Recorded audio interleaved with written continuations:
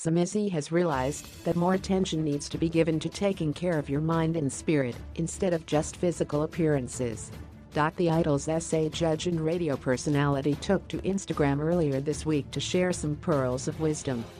"I've realized something very important. We are so conscious of how we look physically, what we're wearing, what post we send on Instagram or social media, and how it's filtered. We take care of the physical, the cars, the money, the champagne and everything else. And we look back and realize, have we taken care of our spirit, our soul?"